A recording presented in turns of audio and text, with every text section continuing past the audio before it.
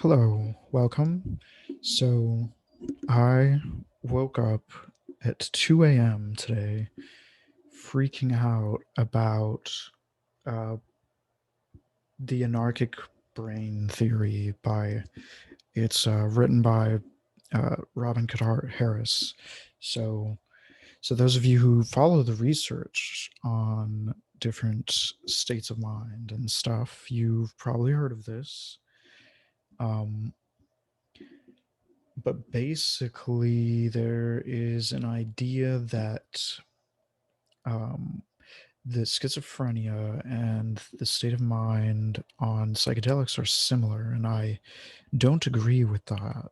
But and I think the research doesn't necessarily agree with that either. But it kind of depends what research you're looking at, because some research kind of like there's even some research that just essentially assumes that there's similarity because there are kind of a general or maybe abstract similarity, like in the sense that you may not be perceiving reality as normal, but I think in terms of what someone is actually subjectively experiencing, I don't think that they're similar.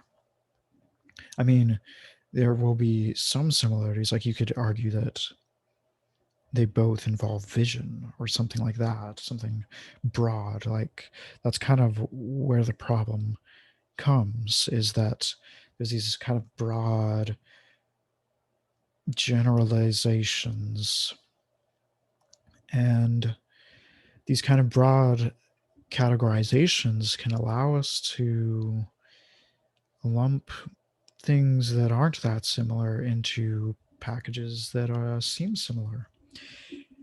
And so that's what we're going to talk about today.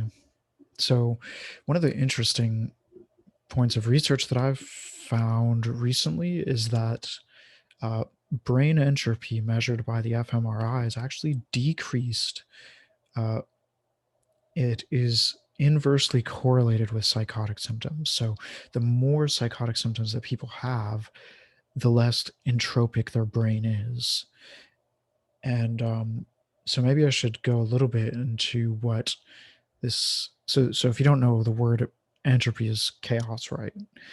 And the idea is that uh, is more disorganized signaling, I guess. And it kind of makes sense on a surface level that, like, we have things like disorganized schizophrenia. So it should somehow be chaotic in the brain, right? And perhaps something like disorganization might associate with entropy.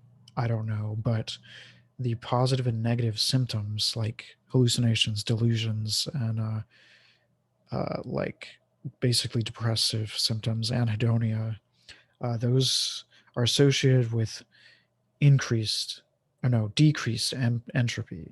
So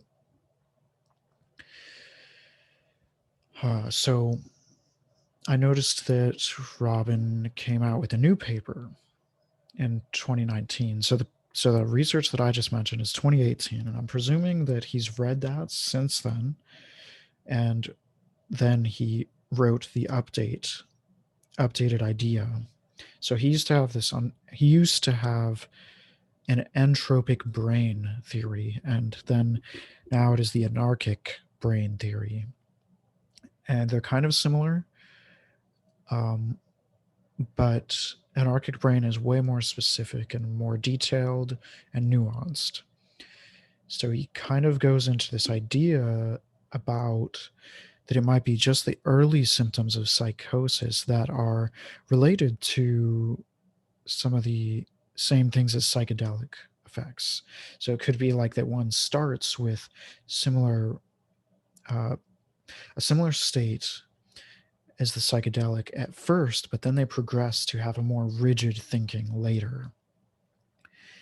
And I somewhat disagree with this, but it's like way more complicated now, because what I think the psychedelic state is about is more about novelty and unexpected things. I think it is a learning state in essence that, like, so Robin has talked about the idea that, or that the observation that um, brain scans of people on psychedelics are similar to those to infants' brain scans. And so I like this idea though.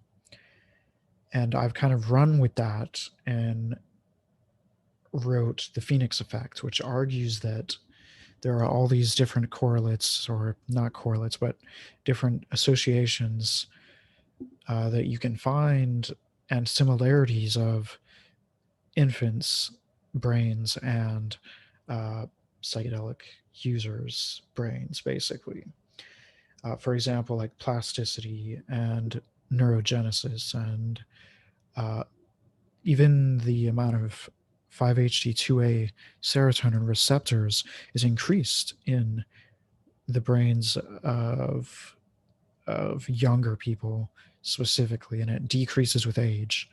And serotonin levels are increased when we are younger, and they slowly decrease generally. Okay, so with that, uh, I'll link it in the description, but there's all kinds of things. There's like the idea, there's like theories talking about how all infants are synesthetic, and that psychedelic effects induce synesthesia, like a crossing of the senses, right? And so there's like so much we could get into with that, but we're not going to really go that direction too far. But basically, the thing I think that's going on in the infants is that everything in the whole world at that point is brand new and unlearned. And I think that that invokes learning mechanisms, novelty mechanisms, because the idea is that we want to uh, basically adapt and solidify some way of thinking about the world. But I think the thing is, when you're younger, you don't want to do that too fast. Like, so we talk about how humans, one of their special traits compared to other animals is supposedly that we are more neotenous, more with a more prolonged infant-like state, that because we have like these large brains, supposedly we have to spend a lot longer being less functional, essentially, that we're dependent on parents for longer. And so I think what's kind of going on there is that the infant period in which we are dependent is actually because of these psychedelic mechanisms. It is essentially that they prevent us from solidifying too quickly. They prevent us from becoming too rigid and forming conclusions about the world that we are still too naive about, that we don't have enough data to form these conclusions with. So, so that is my thought on the connection between these receptors and infanthood, and even it connects to some of the ideas proposed by Robin as well. It gets into the whole anarchic brain idea. It's just that I don't think that that's what psychosis is. I think that that's what infants are, and I think that that's what psychedelics might do.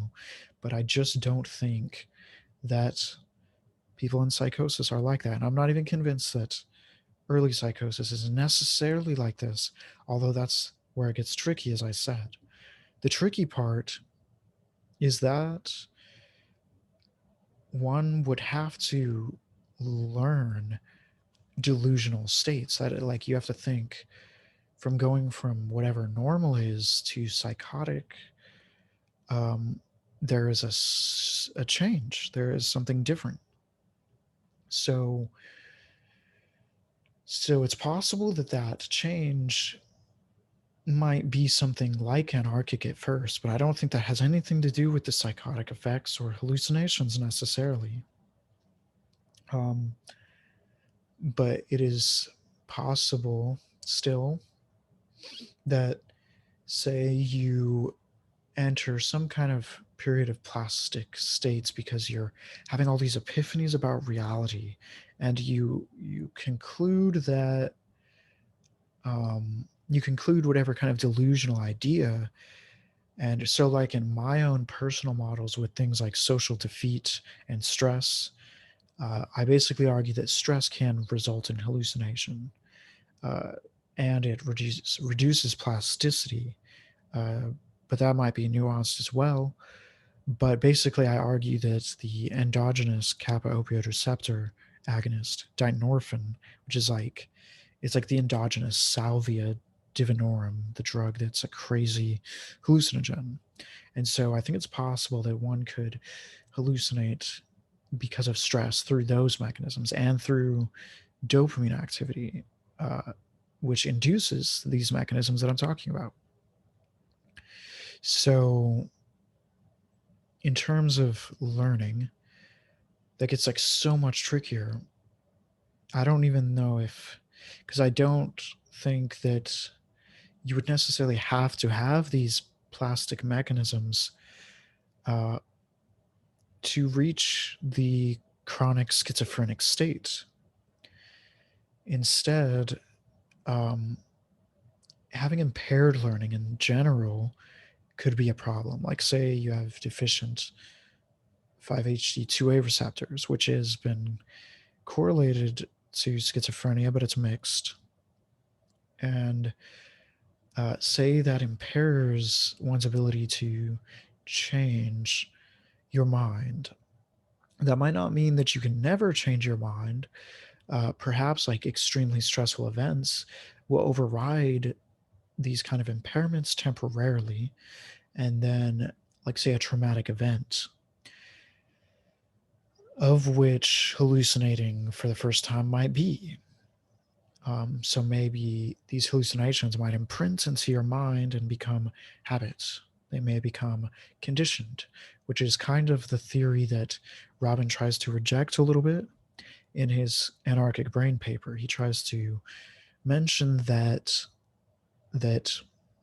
like he brings up that this theory exists, that people were able to be conditioned to hallucinate through Pavlovian conditioning, where you pair a stimulus with a response, basically. So, and I think that is actually kind of a crucial point because dopamine is basically the Pavlovian conditioning uh, chemical. That is pretty much one of the main chemicals involved in this kind of learning. And so it totally makes sense that if high dopamine is involved in schizophrenia, that high conditioned responses might be involved somehow too. And that's where it might get tricky. So dopamine can stimulate dynorphin activity uh, through the dopamine D1 receptor, and it seems to rely on the presence of the dopamine D2 receptor. That is the receptor that is just famously involved in the dopamine hypothesis of schizophrenia. And so animals that lacked the D2 receptor didn't release dynorphin uh, in response to D1 stimulation. So even though this effect might be dependent on D1 receptors, it seems to also require the presence of D2 receptors. So it is possible that um, enhanced D2 signaling might uh, promote the dynorphin release via D1 receptors and produce hallucination. And so the thing with dynorphin, though, is it reduces dopamine activity, especially acutely. And it also reduces learning mechanisms. It's associated to impaired learning and memory. It's been associated to Alzheimer's, Down syndrome, schizophrenia, kind of a lot of things. And it's especially been linked to stress induced impairments in learning. And so, by blocking the dopamine activity, perhaps this reduces how much things can be conditioned. Um, and it might help explain the learning impairments observed in schizophrenia.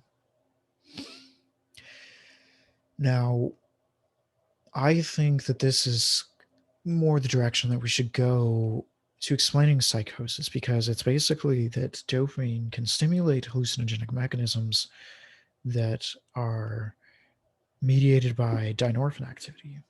And it even ties in with the glutamate hypothesis, because dynorphin can block uh, NMDA receptors, which is also famous for inducing psychotic symptoms, like with ketamine and PCP.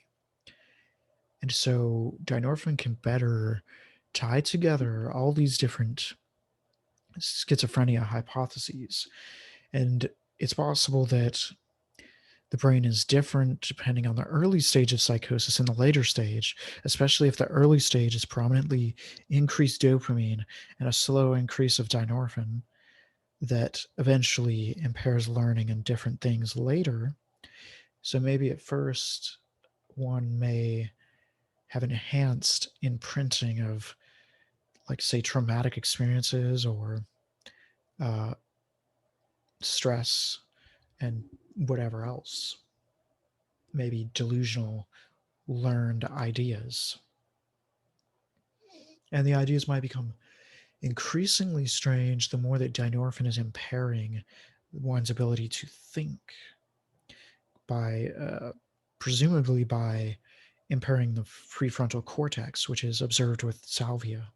It seems to shut down the prefrontal cortex through some mechanism involving the claustrum, which is a region involved in schizophrenia as well. Um, but yeah, this, I think I'm going to stop here before I don't want to reveal too much of this idea because I'm going to be posting it. But yeah, I woke up at 2 a.m.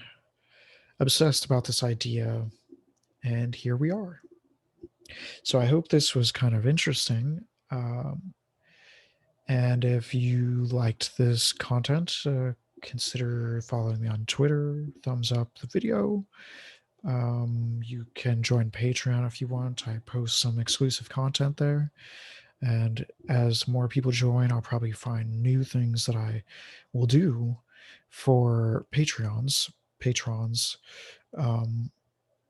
And I think that is it. So I hope you are having a good day, and see ya.